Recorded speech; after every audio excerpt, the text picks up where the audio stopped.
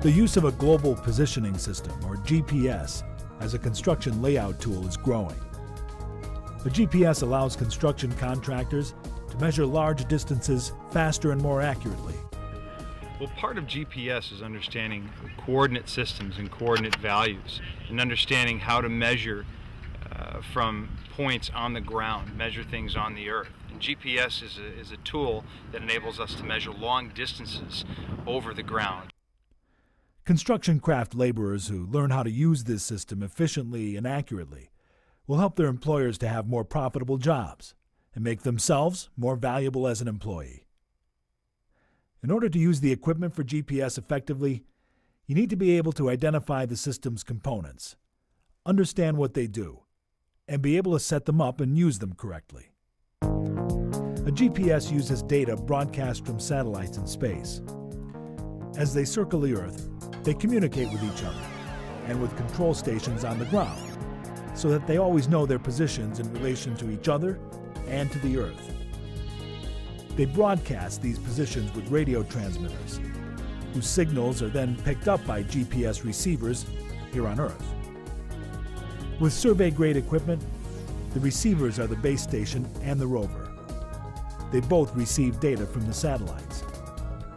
The base station is set up over a known point.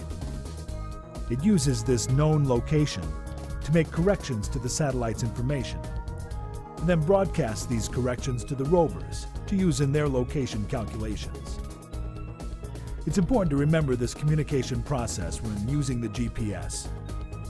It's very important that the base stations and rovers be set up correctly so that they can talk with each other and with the satellites. It's also important to remember that at least 4 satellites are needed to achieve accurate measurements. Since you don't want your signal blocked, you'll need to set it up away from all obstructions. As a rule, the more sky you can see clearly, the better. The base station needs to be set up over a known point, such as a benchmark or a temporary benchmark. It's important that this be done carefully and accurately, so that the corrections will be as accurate as possible. Once the known point has been identified, set up the base station. A good quality tripod that has a tri-bracket with an optical plummet should be used. Standing at the point where the base station will be set up, begin with the folded tripod upright in front of you. Release the clamp on one of the legs and raise the tripod until the head of the tripod is at eye level. Extend the other 2 legs to the same length and lock them all in. Put one leg on the other side of the hub from you and the other 2 on either side. Remove the protective cover from the tripod and attach it to one of the legs. Adjust the legs so that they are roughly an equal distance from the hub, and the opening in the plate is approximately above the point on the ground. Secure the tripod by pushing the shoes into the ground. Attach the tri-bracket with the optical plummet to the tripod. Look through the optical plummet and adjust the leveling screws until the centering dot is centered on the point. Adjust the tripod's legs to center the bullseye bubble on the tri-bracket. Once the tripod has been set up correctly, it's time to assemble the base station components. Different models may have somewhat different procedures, but the basic components and their functions will be the same. First, secure the antenna carrier to the tri-bracket. Attach the antenna securely to the antenna carrier. Put fully charged batteries in the base unit. Then attach the coaxial cable to the base station unit and the antenna. Then clip the base station to a slot on one of the legs of the tripod. Hook the radio transmitter to another of the tripod's legs. Make sure it's set to the low setting. Place the 12-volt battery at the base of the tripod. Use the cable to make a connection from the battery to the transmitter and to terminal P1 on the base station housing.